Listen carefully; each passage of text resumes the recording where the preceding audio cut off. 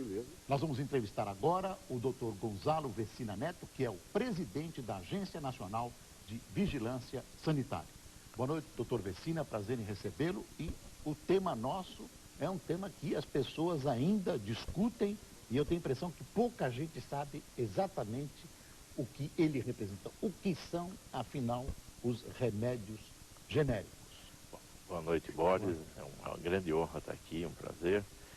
E a oportunidade de explicar à população, mais uma vez, o que são os produtos genéricos. Nós temos que ver, no mercado brasileiro de produtos, existem os produtos novos, são lançamentos originais das empresas. E existem produtos que são copiados destes produtos originais. A estes nós chamamos de similares. É legitimamente copiado. Legitimamente copiados. O outro laboratório pega a fórmula e coloca a mesma fórmula, dá outro nome. Dá outro nome. Esses são similares. Similares. Então, só para ficar claro para quem nos está vendo, um produto original há muitos anos foi a Novalgina, do laboratório Rest, que é uma grande multinacional, que desenvolveu o produto, gastou dinheiro em pesquisa e chegou a esse produto, a Novalgina. Essa Novalgina foi copiada por vários outros laboratórios.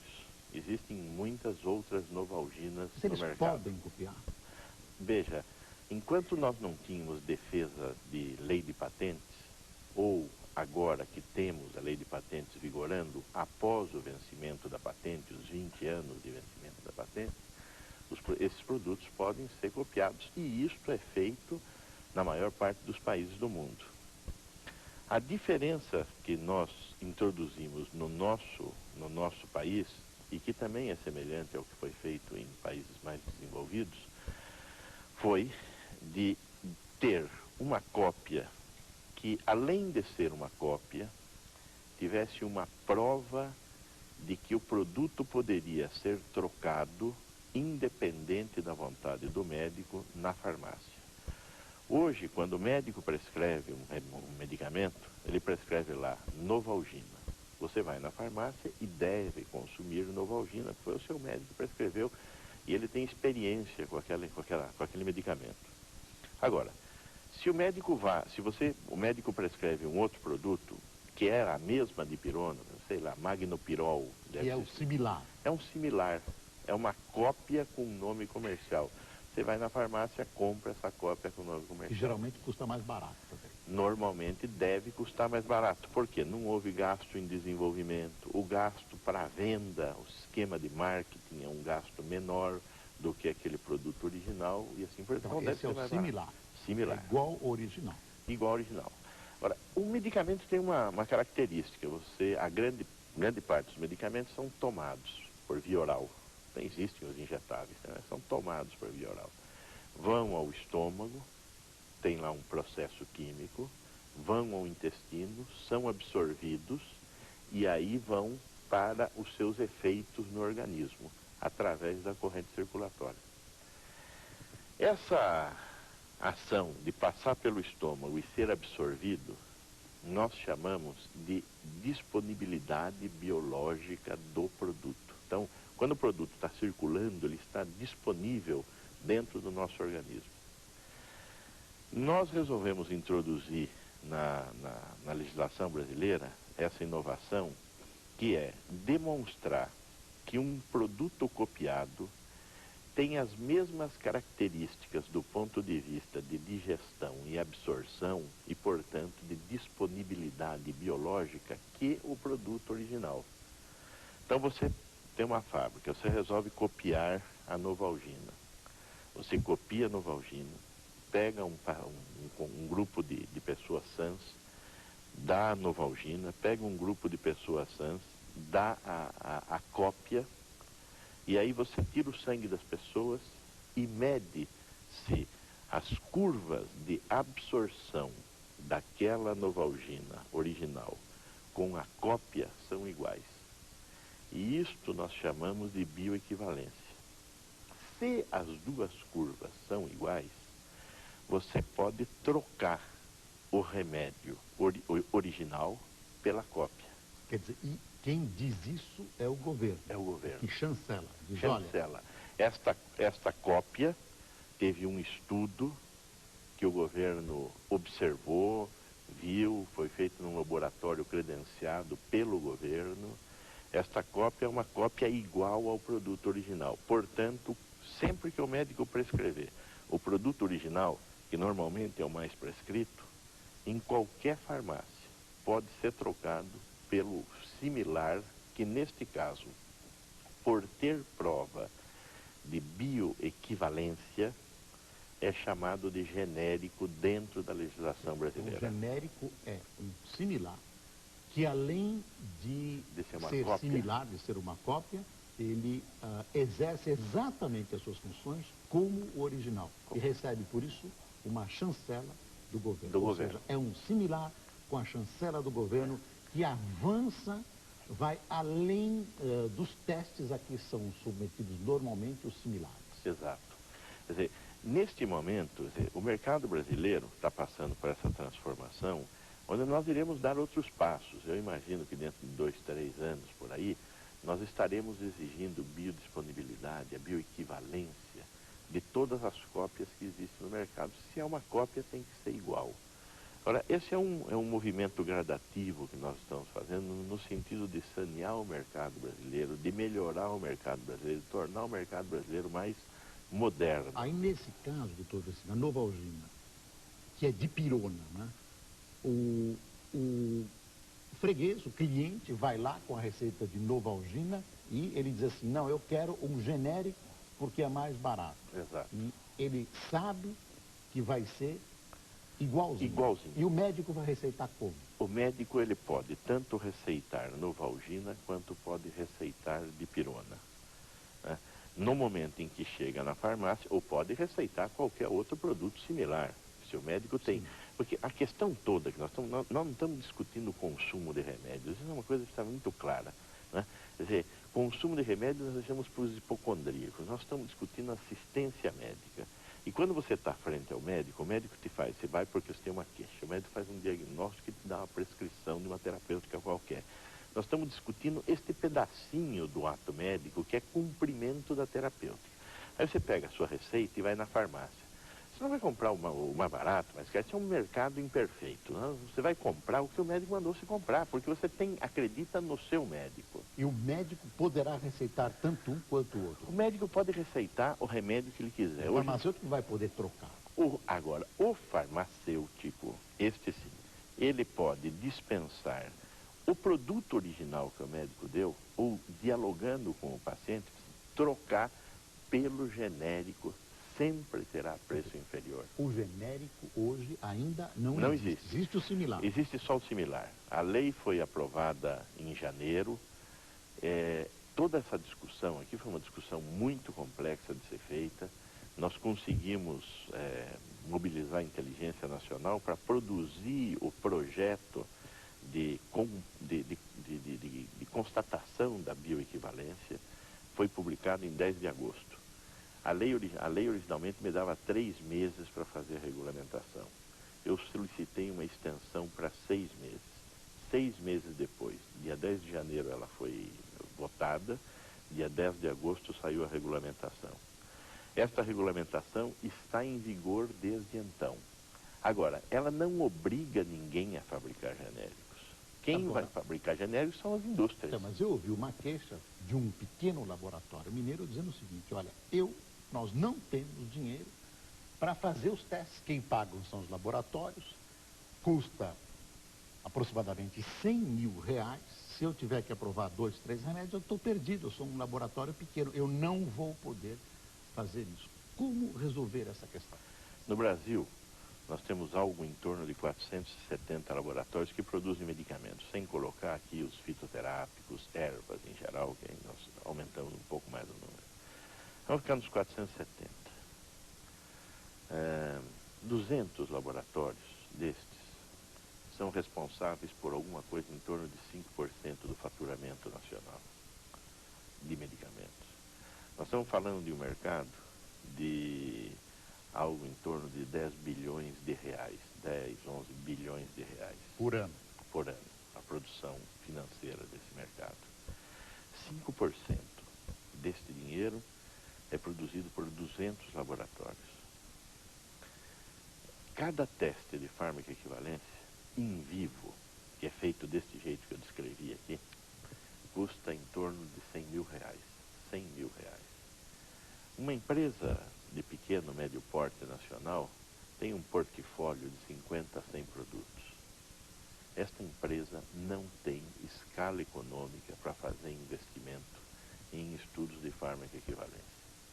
Aliás, ela tem dificuldades para se manter com as exigências que nós estamos fazendo já a partir de outubro do ano passado, em termos de garantia de que vem praticando as boas práticas de fabricação, que vem cuidando para que suas balanças, seus equipamentos de precisão estejam relativamente validados, que a água que ela utiliza no processo de produção seja uma água boa para o processo de produção, absolutamente estéril, absolutamente isenta de Cuidados contaminantes. com a qualidade. Exato. Quer dizer, nós estamos passando por uma inflexão onde nós deveremos ter alterações importantes no parque industrial farmacêutico brasileiro. Agora, o Ministério da Saúde trata com saúde, com acesso a medicamento, que é uma coisa dramática neste país. Uma boa parcela da população, seguramente mais da metade da população, não tem acesso garantido a medicamento por falta de condições econômicas. Nós temos que procurar achar um jeito de resolver essa equação. Agora, política industrial é um outro departamento. Nós temos que os empresários que estão aí no setor, eu os tenho cobrado em relação a isso, têm que buscar espaços dentro do governo responsáveis por política industrial. Nós temos que ir lá e nós podemos ir junto. O ministro José Serra está disposto, mas nós não temos esses caminhos. Quem tem esses caminhos é provavelmente o Ministério do Desenvolvimento do Comércio, BNDES, FINEP, etc.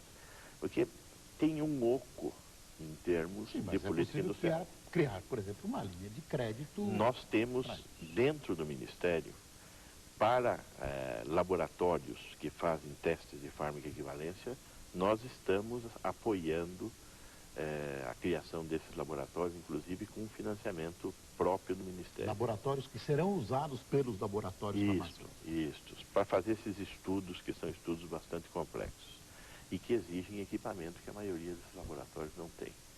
Agora, no que diz respeito a linhas de crédito para financiar diretamente os testes de farmacoequivalência, nós temos que encontrar um caminho através do BNDES, do FINEP. Já há vários pedidos para genéricos?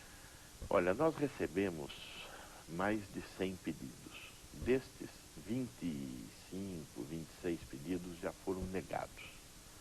Foram pedidos de maneira inadequada, tinham problemas nas suas solicitações. De que tipo? Formais? Não eram formais. A fábrica não tinha condições de produção dentro daquilo que a lei exige, ou o estudo de farmacoequivalência que devia ser feito utilizou 6 pacientes, tem que usar no mínimo 24 pacientes.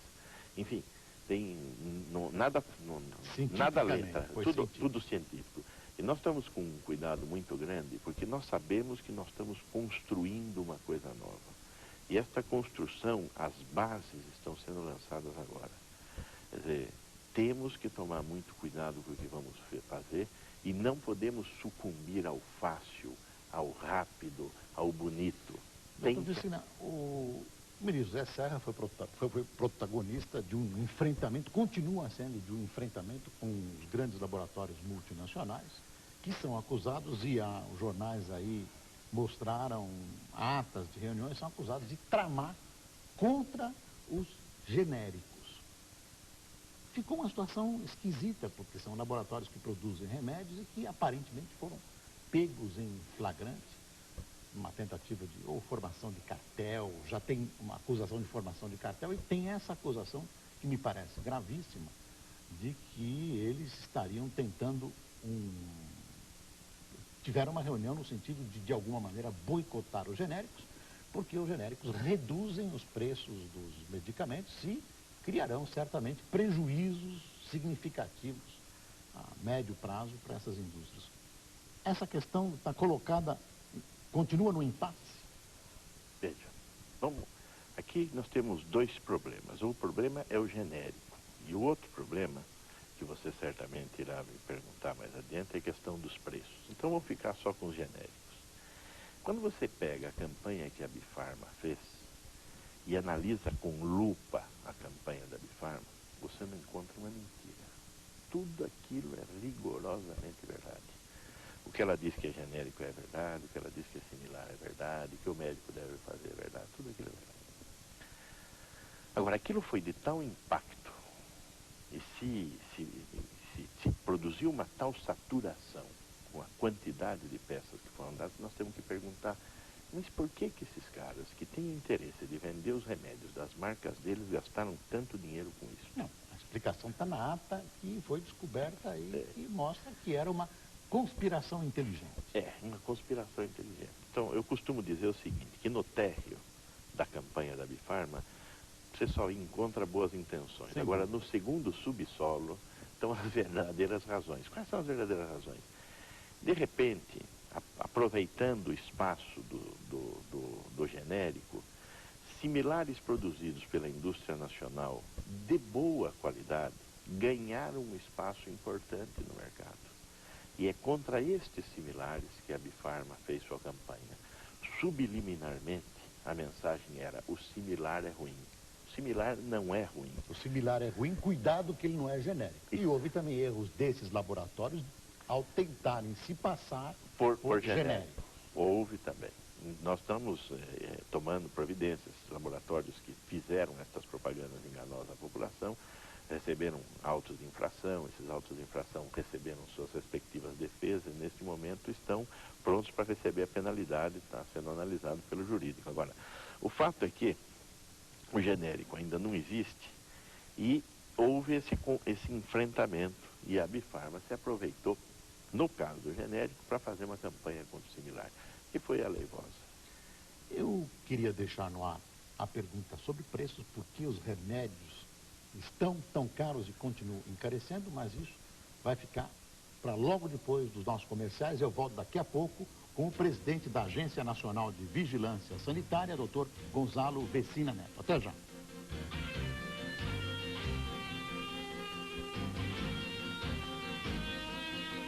Por que os remédios estão tão caros e estão encarecendo dessa maneira? Veja, há um certo consenso de que, apesar de que o preço unitário do remédio brasileiro, você pega o total de dinheiro e divide pelo total de unidades produzidas, o preço unitário do remédio brasileiro é menor do que o preço unitário, por exemplo, da Argentina ou dos Estados Unidos. Agora, quando você compara o preço unitário do remédio em 94, 95, 96, 97, 98, o preço unitário subiu muito mais do que subiu a inflação.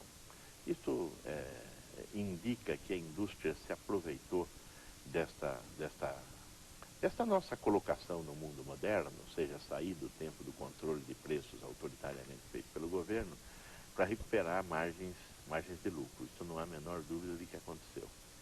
Agora, o descuido do governo, por outro lado, gerou uma série de abusos. E estes abusos estão particularmente na área dos novos lançamentos e dos remédios que surgiram mais recentemente. Então, um produto para controlar o colesterol, um novo antibiótico para essas superbactérias que estão surgindo diariamente. Estes lançamentos estão sendo feitos por preços sempre muito altos. Então, há um problema de preços no mercado brasileiro, sem sombra de dúvida. Houve um descontrole por parte da indústria. Agora, se você observar a estrutura legal e administrativa para tratar desse assunto, você falaria: não poderia ser diferente e eu não sei o que fazer. Por que não poderia ser diferente? Porque essa estrutura legal que existe, na minha opinião, neste momento, ela é insuficiente para garantir, não que você controle preços, mas que você proteja o consumidor do apetite voraz das indústrias em ter lucros desmesurados. O remédio é um instrumento numa sociedade capitalista para você ter lucro? É um instrumento para você ter lucro. Nós não estamos negando isso, não podemos negar. Agora, como é que você protege o indivíduo da ação do privado? Essa é uma das importantes funções do Estado moderno. Essa é uma pergunta que ainda eu não tenho uma resposta adequada. Esta resposta talvez a gente consiga construir junto com o pessoal da CPI, mas aí tem um espaço importante de ação. Vai precisar ser resolvido. Não tem a menor dúvida disso. O governo tem um dos instrumentos administrativos melhores que o governo tem é a sua própria capacidade de compra. Só que hoje ela está pulverizada. Você tem 5.506 municípios no Brasil que compram medicamentos. Tem 27 estados que compram medicamentos. Tem 2.500 hospitais públicos que compram medicamentos. O próprio governo federal compra alguma coisa em torno de 1.100 bilhões de reais. Agora, como é que você junta essa capacidade de negociação? O governo tem alguns instrumentos que, se funcionarem bem, eles esse é o repto. Como nos demais países do mundo. Como nos demais países do mundo. Deixa eu fazer as perguntas dos telespectadores. O Zeca Martins, que é um publicitário de São Paulo, pergunta: hoje no Brasil temos a CPI sobre o narcotráfico. No entanto, as anfetaminas continuam sendo vendidas livremente e disfarçadas como remédios para emagrecimento. Ou, o que é o pior, como ervas naturais para a mesma finalidade. Até quando a Vigilância Sanitária e o Ministério da Saúde vão continuar fazendo vista grossa para esse assunto?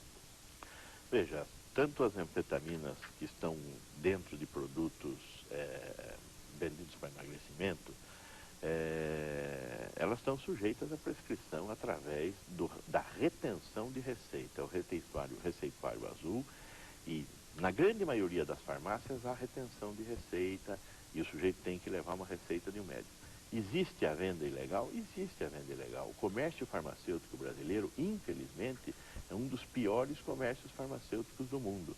Esta é um local onde o governo, nós, temos que intervir pesadamente através de ações de fiscalização e da exigência da presença do farmacêutico na farmácia.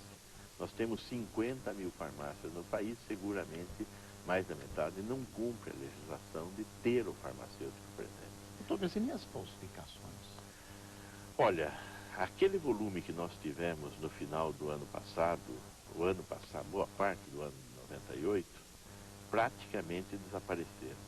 Este ano nós tivemos 2 casos de falsificação, são 2 casos locais, nenhum caso com as características, por exemplo, de um Androcur, que era um remédio para câncer. É fantástico e foi uma fraude nacional. Aliás, não se pegou o indivíduo que falsificou. Pegar-se, pegou-se, mas se soltou-se. Você não nem sabia que ele havia sido. Era o pessoal aqui do Viado Douro. Do Viado Douro. Foi pego, identificado. O caso está fechado, falta julgar e dar pena. Está no território do judiciário. Mas nós tivemos 2 casos, um em Recife e outro agora no Espírito Santo. O do Recife é uma distribuidora que estava produzindo os seus próprios medicamentos. O secretário da Saúde de Pernambuco foi exemplar, identificou, nos chamou. Hoje nós estamos... E não tinha autorização para isso? Nada. Não, era uma clandestina. Clandestina. Hoje nós estamos fazendo, junto com a Secretaria da Saúde de Pernambuco e com a Polícia Federal, uma varredura completa em todas as distribuidoras de Pernambuco, por vontade do próprio Estado e por obrigação nossa. Se colocasse a punição no extremo na farmácia, a farmácia não teria que comprar tudo com nota, direitinho, e a nota identificada e a origem? Isso uma das razões da diminuição da fraude foi justamente uma resolução nossa, a resolução 802, que exige que a fábrica só venda para a distribuidora com nota e dizendo o número do lote. Então eu chego na distribuidora e falo: o que é aquilo ali? Cadê a nota fiscal? Está aqui. Aí você, aquele troço, não tem nota fiscal. E para a farmácia, essa exigência também? Exata também. Isso é bom. Agora, o que nós temos é que ter um exército de fiscais com capacidade de fazer essa fiscalização. Ir à farmácia e perguntar, cada remédio que está na prateleira, cadê a nota fiscal daquele remédio que está na prateleira? Reduziu, inclusive chegou a reduzir o número de roubo de carga de caminhões de medicamentos graças a essa medida. Agora, nós estamos no caminho de recrudescer a fiscalização. Se nós conseguirmos recrudescer a fiscalização, certamente nós teremos um melhor controle sobre fraudes e sobre o mau funcionamento de farmácia distribuidora. Olha, a Márcia Molina Cavalcante, de Albuquerque, ela tem várias perguntas e uma delas é a seguinte: estou muito ansiosa porque costumo adquirir Traleu a 0,5%, que é um spray. É letra de médico que ela tem, eu não estou entendendo. E Nizoral. Sei. Nizoral. Acontece que fica muito caro o tratamento prolongado com esses remédios. E como acabo não completando o tratamento, os sintomas voltam. Existem genéricos desses remédios? Ah, não existe nenhum genérico ainda. Certamente existirá, principalmente no Nizoral, que é um produto que tem uma venda importante, né? Ela vai ter que esperar a possibilidade da gente ter os primeiros genéricos aí para esse final de ano e início de janeiro. Jamile Teres, estudante do 2º ano colegial de Feira de Santana, Bahia. Queria saber do presidente por que eu teria ido a uma farmácia em setembro deste ano com uma receita médica e o farmacêutico me ofereceu um outro remédio. Ele me ofereceu um similar ou um genérico, estou certa? Não um genérico, estou certa? Está certo, ele te ofereceu um similar. Isso são práticas... Se é que ele ofereceu um similar. São práticas do comércio brasileiro, comércio farmacêutico brasileiro, absolutamente condenáveis. Na verdade, existe um sistema em parte das farmácias brasileiras, tem sido denunciado, em que o fabricante oferece 2 por 1 para o farmacêutico. Então o farmacêutico vende um, ganha outro inteiro, tem um lucro fantástico. Tudo isso é feito sem nota, por baixo do pano, é chamado de sistema de bonificação. Na verdade, nós temos que mudar de novo o falo, nós temos que fazer uma intervenção mais dura, rígida na farmácia brasileira. O Neil Simões, que é um consultor de marketing de São Paulo, diz: países asiáticos e europeus e os índios nossos e de outras plagas utilizam tratamentos à base de ervas há anos. Aliás, o mercado de fitoterápicos apresenta grande crescimento em todo o mundo. O que dificulta no Brasil o registro de produtos fitoterápicos? Veja, os fitoterápicos também são drogas. Um fitoterápico também tem toxicologia, um fitoterápico também tem efeitos indesejáveis. E nós tentamos, já há 5 anos, uma transformação no mercado brasileiro de fitoterápicos, fazendo estudos parecidos com os estudos que fazemos com os medicamentos normais. Infelizmente, não houve apoio financeiro suficiente para realizar esses estudos. E hoje nós estamos exigindo apenas os estudos toxicológicos. Mas neste meio termo, que foi de sair do registro do fitoterápico como um medicamento comum, que é, para um registro simplificado de fitoterápico, houve muita discussão por parte da academia, das pessoas que entendem da questão do fitoterápico. Neste momento, nós estamos saindo desse estágio de dúvida e aceitando o registro do fitoterápico tradicional, sem comprovação da propriedade terapêutica, porém aceitando as propriedades terapêuticas alegadas, que tradicionalmente se conhecem, desde que se tenha feito estudo de toxicidade. Então, isto deverá melhorar para o ano 2000. O Otoniel Mônaco Viana, de Vitória da Conquista, Bahia, diz assim: segundo a lei número tal, 9.787 de 99, que trata dos medicamentos genéricos, somente o farmacêutico responsável presente na hora da compra poderá substituir o medicamento da marca pelo genérico, de marca pelo genérico. Pergunto-lhe então, como será possível isso? Se sabemos que grande parte das farmácias existentes no Nordeste do Brasil, só no Nordeste, digo eu, não tem farmacêutico responsável. E os que têm não atendem às exigências relativas ao horário obrigatório da presença do médico. Olha, em qualquer país moderno, o genérico só pode ser trocado por farmacêutico. É uma responsabilidade mudar a prescrição do médico. Nós vamos ter que lutar para ter farmacêutico na farmácia, ou então nós não vamos conseguir implementar a lei. E essas farmácias pequenas do interior vão ter dinheiro para pagar isso? Veja, se ela não tem dinheiro, ela talvez não devesse existir. Nós vamos ter que pensar na farmácia da cidade com 5, 10 mil habitantes, que é diferente. Para isso deve haver exceção. Agora, não tem que ter exceção. Essas farmácias são o menor número que existe no Brasil. Se tiver 5 mil farmácias, a situação é muito. Agora, nós não podemos resolver o problema da assistência farmacêutica olhando para a exceção. Nós temos que criar a boa regra. O Paulo Pilger, que é um filósofo de Nova Friburgo, um psicólogo de Nova Friburgo, Rio de Janeiro, pergunta: a vigilância sanitária está tendo o mesmo cuidado e controle com os ditos remédios manipulados? isto é, elaborados pelas farmácias de manipulação? As farmácias de manipulação têm uma tendência muito grande a se transformar em indústria. Farmácia de manipulação não pode ser indústria, só pode vender aquilo que o médico prescrever e ela manipular. Neste momento também está pronta uma resolução colocando ordem na casa das farmácias de manipulação. Certamente hoje as farmácias de manipulação são, na média, são melhores que qualquer outra farmácia, porque tem farmacêutico presente. Agora, não podem se transformar em indústria. Tem que manipular aquilo que o médico pede que seja manipulado. O Rodrigo Jacuzzi, que tem uma firma de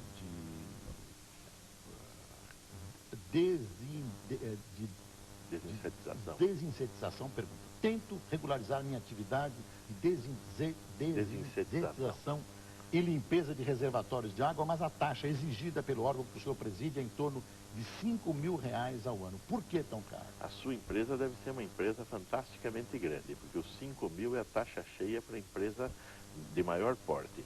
A de menor porte pagará R$500. Então, toda atividade tem que ser fiscalizada. Nós temos que ter condição de gerar recursos para fiscalização. As taxas são a contrapartida do cidadão para que haja a possibilidade de se instaurar a fiscalização. Nós estamos transferindo 70% desses recursos para estados e municípios e fiscalizando que eles realizem a atividade que devem realizar. Portanto, isto é um momento da construção da cidadania brasileira através da ação efetiva e eficaz do Estado.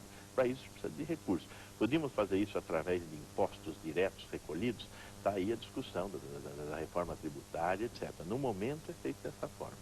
Doutor Vecina, o engenheiro Hércio Inácio, de São Paulo, capital, pergunta se os laboratórios do governo não deveriam dar o exemplo e lançar no mercado os primeiros medicamentos genéricos. Os laboratórios do governo estão preparando 4 genéricos com financiamento total do governo federal neste momento, 3 voltados para hipertensão e 1 para controle de diabetes. E quando devem estar no mercado? Devem estar no começo deste ano. Já estão fazendo os estudos de farmacoequivalência, porque vão ser feitos de acordo com a lei do genérico.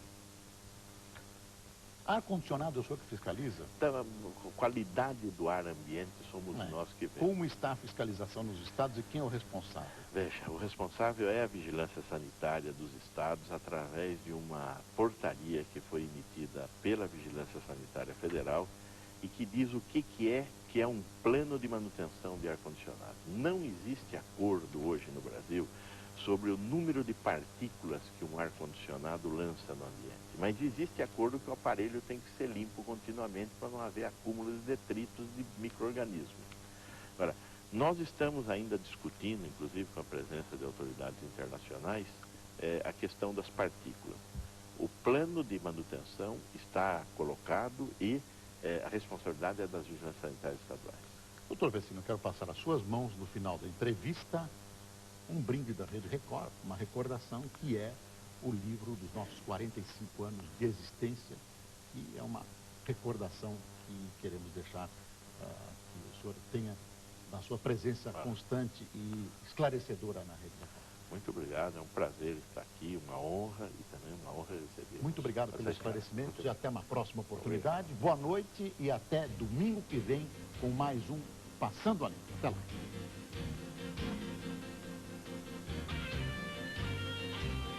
Assista agora o programa Fala que eu te escuto.